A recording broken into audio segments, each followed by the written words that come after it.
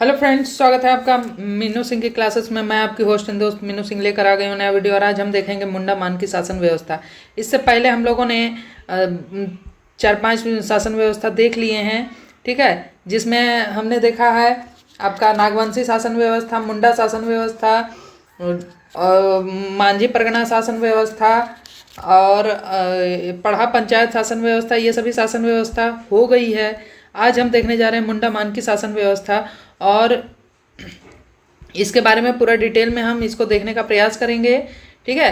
तो स्टार्ट करने से पहले एक चीज़ बता दूं, यहाँ पे झारखंड जीके का सभी फॉर्मेट कंप्लीट किया जा रहा है, चाहे झारखंड जीके हो, झारखंड करंट अफेयर्स हो या झारखंड का स्टैटिक पोर्शन हो, ठीक है, स्टैटिक पोर्शन हो।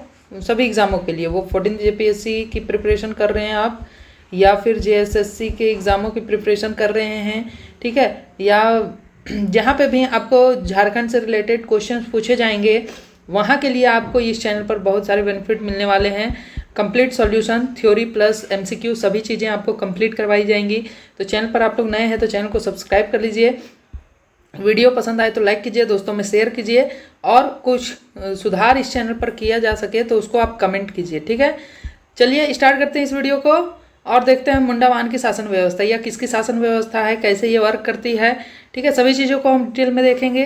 तो मुंडा मान की शासन व्यवस्था जो कि हो जनजाति की शासन व्यवस्था है, ठीक है। मुंडा मान की शासन व्यवस्था हो जनजाति की शासन व्यवस्था है। हो जो जनजाति है झारखंड की चौथी सबसे अधिक जनसंख्या वाली जनजाति है। पहली कौन है?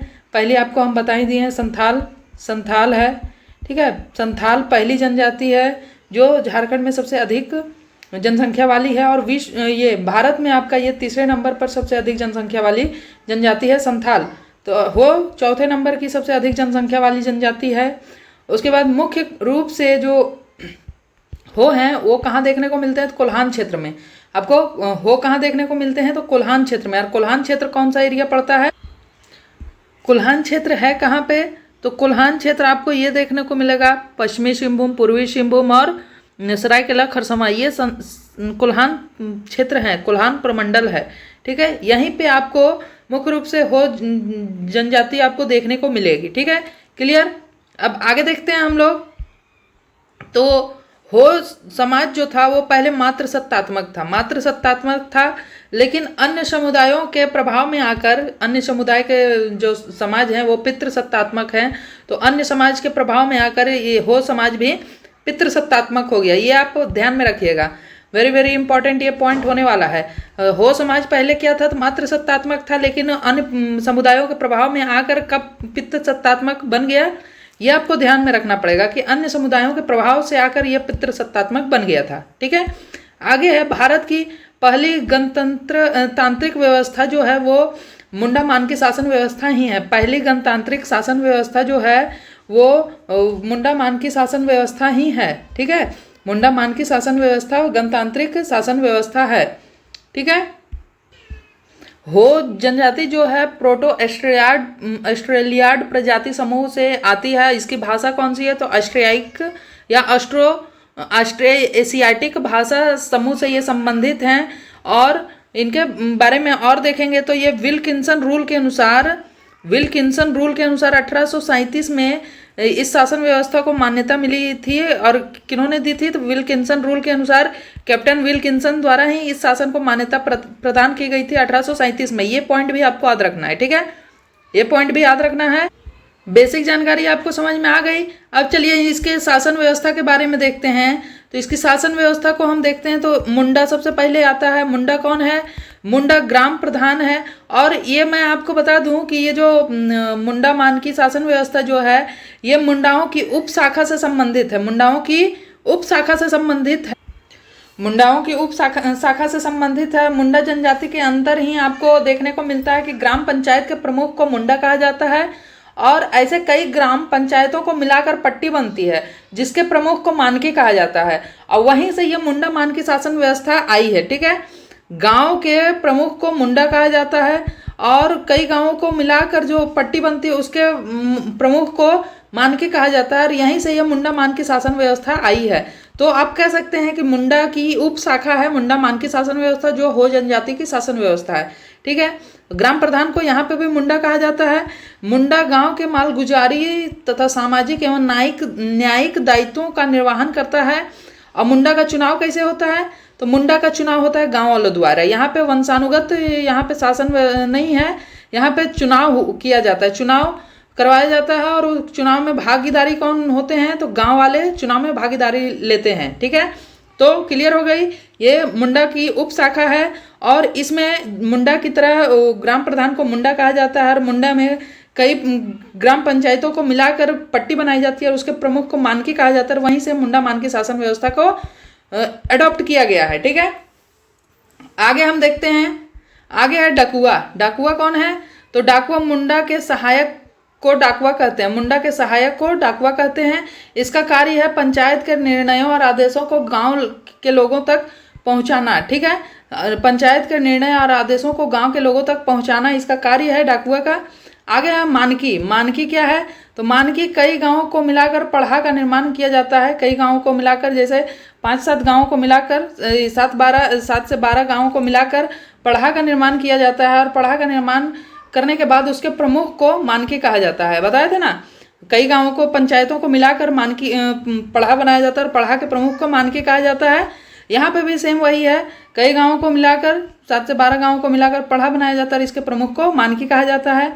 मानकी द्वारा आयोजित सभा में सभी मुंडा और डाकुआ की उपस्थिति अनिवार्य होती है, जिससे कोई भी विवाद का निपटारा सर्वसम्मति से किया जाता है, ठीक है। मानकी में द्वारा जो सभा आयोजित की जाती है उसमें सभा में मुंडा और डाकुओं की उपस्थिति अनिवार्य होती है और सर्वसम्मति से मामले का निपटारा किया जाता है। यहाँ पर एक पॉइंट और है मानकी में कि 15 से 20 गांवों को मिलाकर जो अंतर्गामी पंचायत बनती है उसे पट्टी या पीड़ कहा जाता है और इसके प्रमुख को मानकी कहा जाता है। जैसे 7 से 12 गांवों को के प्रमुख को भी मानकी ही कहा जाता है, वैसे पट्टी या पीड़ के भी प्रमुख को मानकी कहा जाता है। और कुछ पट्टियों में से ऐसे भी होते हैं जिसमें एक से अधिक मानकी होते हैं। और पोड़ में सभी संबंधित गांवों में मुंडा डाकुआ की उपस्थिति होती है। जो बैठक होती है पट्टी की उसको पोड़ कहते हैं। पोड़ में सभी मुंडा डाकुआओं की उपस्थिति अनिवार्य होती है और वहाँ पे भी प्रधान की अध्यक्षता में जाति संबंधित विवाद अंतर्गाम्य मामले सुलझाए जाते हैं, ठीक है। पोड़ में जाति संबंधी विवाद और अंतर्गाम्य विवाद को सुलझाए जाते हैं। समझ में आ गई बात। एक है पीड़ पंच। पीड़ पंच क्या है? तो पढ़ा का न्यायिक प्रधान जो होता है वो पीड़ पंच होता है। पढ़ा का न्यायिक प्रधान पीड़ पंच को, न्यायिक प्रधान पीड़ पंच को कहा जाता है, पढ़ा के न्यायिक प्रधान को, ठीक है। तहसीलदार गांव का राजस्व अधिकारी होता है। राजस्व को एकत्रित करने वाला अधिकारी होता है। राजस्व अधिकारी का मुख्य कार्य क्या होता है? तो लगान वसूलना इसका मुख्य कार्य होता है, लगान वसूलना। द्यूरी गांव का धार्मिक प्रधान होता है। द्यूरी गांव का धार्मिक प्रधान होता है। धार्मिक आयोजनों, पूजा पाठ, विवाह आदि के धार्मिक अनुष्ठानों को संपन्न कराने का कार्य द्यूरी का ही रहता है। साथ साथ धार्मिक विवादों को भी सुलझाने का काम द्यूरी को ही दिया जाता है। एक आत्रा द्यूरी होता है। आत्रा द्यूरी कौन होता है? तो द्यूरी का सहायक जो होता है वो आत्रा द्यूरी होता है। धार्मिक अनुष्ठानों, पूजा पाठ, विवाह संबंधी किसी भी आदेश को ग्रामीणों तक पहुंचाने का कार्य कौन करता है? तो यात्रा द्यूरी, ठीक है। आगे है अन्य कुछ तथ्य हैं इसके बारे में।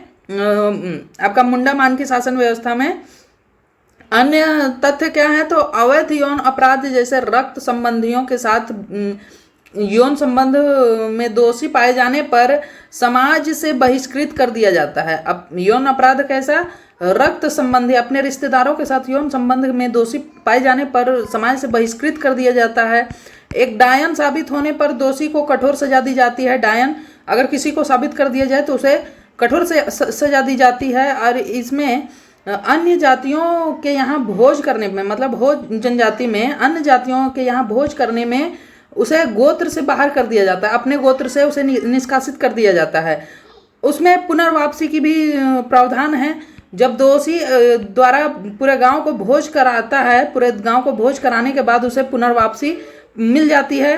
कब? जब अन्य जाति के यहाँ वो भोजन करता है। तो जुर्माने से प्राप्त नकदी या सामग्रियों का उपयोग सामूहिक कार्यों में किया जाता है, गांव के विकास में किया जाता है। ठीक है, सामूहिक कार्य, ग्राम विकास, जनजातीय विकास, अपनी यही सभी चीज़ों में जो प्राप्त नकदी या सामग्रियां होती है उसका उपयोग किया जाता है। तो ये था आपका मुंडा मानकी शासन व्यवस्था। इसमें हमने क्या देखा कि ये हो जनजाति की शासन व्यवस्था है और ये झारखंड की चौथी सबसे ज़्यादा जनसंख्या वाली जनजाति है। भारत की प्रथम गणतांत्रिक शासन व्यवस्था हो जनजाति की शासन व्यवस्था है। थॉमस विल्किंसन द्वारा इसकी मंजूरी कब दी गई थी? तो 1837 में इसकी मंजूरी दी गई थी। और यह हो जनजाति जो है मुंडा समाज की ही एक उपशाखा है, हो जनजाति। समझे? बातें समझ में आ गई? ठीक है। और इसका जो महत्वपूर्ण जो संबंधित महत्वपूर्ण पद हैं, संगठन हैं, इनके बारे में हमने देख लिया। मुंडा ग्राम प्रधान होता है, इसको प्रशासनिक, न्यायिक और लगान प्रशासनिक न्याय मालगुजारी को लगान ही कहते हैं। ठीक है, तो प्रशासनिक, न्यायिक और मालगुजारी का कार्य रहता है। मुंडा का चुनाव कैसे होता है? तो मुंडा का चुनाव गांव वाले करते हैं। डाकुआ मुंडा का सहायक होता है। मुंडा के निर्णयों, आदेशों को गांव तक पहुंचाने का कार्य डाकुआ करता है। मानकी 7 से 12 गांवों को मिलाकर पढ़ा बनाया जाता है। इसका प्रमुख को मानकी कहा जाता है। मानकी द्वारा आयोजित सभा में सभी मुंडा डाकुआ की उपस्थिति अनिवार्य होती है, जिससे सर्वसम्मति से मामलों का निपटारा किया जाता है। पीर पंच आता है। पीर पंच क्या है? तो पढ़ा का न्यायिक प्रधान पीर पंच कहलाता है। तहसीलदार आता है, उसका काम होता है राजस्व अधिकार को एकत्रित करना, लगान वसूली करना। ठीक है, राजस्व अधिकारी होता है तहसीलदार। द्यूरी ग्राम का धार्मिक प्रधान होता है, पूजा पाठ, पर्व त्योहार, शादी विवाह ऐसे धार्मिक अनुष्ठानों को संपन्न करवाता है और धार्मिक विवादों का भी सुलझाने का कार्य द्यूरी का ही होता है। यात्रा द्यूरी आता है। यात्रा द्यूरी आपका द्यूरी का सहायक होता है, सहयोगी होता है। तो सभी चीज़ें आपने देख लिया। ठीक है, ये वीडियो आपको कैसा लगा? मैंने आपको पूरा डिटेल में इसका एक्सप्लेनेशन किया है। अब वीडियो कैसा लगा? वीडियो को आप कमेंट करके बताइएगा। और चैनल को नए हैं, चैनल को अभी तक सब्सक्राइब नहीं किए तो चैनल को सब्सक्राइब कर लीजिए। कमेंट कीजिए, कुछ करेक्शन करना है तो, और अपने दोस्तों में शेयर कीजिए ताकि इसमें ज़्यादा से ज़्यादा लोग जुड़ सके। Jharkhand GK, GS, current affairs के लिए आपको कहीं भी भटकने की ज़रूरत नहीं है। बिल्कुल जीरो से हीरो बनने का सीरीज स्टार्ट हुआ है। आपको मुंडा शासन व्यवस्था पढ़ाया जा रहा है, उसके बाद हिस्ट्री देखेंगे, उसके बाद झारखंड की पॉलिटिक्स देखेंगे, झारखंड की इकोनॉमी को देखेंगे, झारखंड के ज्योग्राफी को देखेंगे। मतलब झारखंड के सभी पॉइंट्स को आपको बताने का प्रयास रहेगा। ठीक है, तो चलिए वीडियो को लाइक कीजिए, शेयर कीजिए अपने दोस्तों में। मिलते हैं नेक्स्ट वीडियो में, तब तक के लिए जय हिंद। अगला आपका शासन व्यवस्था होगा ढोकलो सोहर शासन व्यवस्था। ढोकलो सोहर शासन व्यवस्था आप लोग अगर सेल्फ स्टडी कर रहे हैं तो एक बार पढ़ के आइएगा, तो यहाँ पे समझने में और मज़ा आएगा। और अभी तक आपने पढ़ लिया है, एमसीक्यू कर रहे हैं, तो आपको ये थ्योरी क्लासेस एमसीक्यू में बहुत ज़्यादा हेल्प करने वाला है। और आपका मे भी दिसंबर से एग्ज़ाम्स सभी स्टार्ट हो जाएंगे। अभी अक्टूबर में फेस्टिवल्स हैं, तो अक्टूबर फेस्टिवल ख़त्म होने के बाद नवंबर दिसंबर से आपके एग्ज़ाम स्टार्ट हो जाएंगे। तो आप लोग जितना ज़्यादा से ज़्यादा अपनी तैयारी को मजबूती दे सकते हैं, नहीं तो फिर बाद में पता चलेगा 2 नंबर से, 4 नंबर से, 6 नंबर से, इस तरह से करके आप छट गए हैं। तो ऐसे गलती बिल्कुल भी ना करें, अपनी तैयारी को जोर दें और सही तरीके से पढ़ें। एग्ज़ाम में आप लोग अच्छे मार्क्स लाएँ, अपना सिलेक्शन लें, यही मेन मोटिव होना चाहिए आप लोगों का। ठीक है, चलिए आज का क्लास इतना ही रखते हैं। Thank you.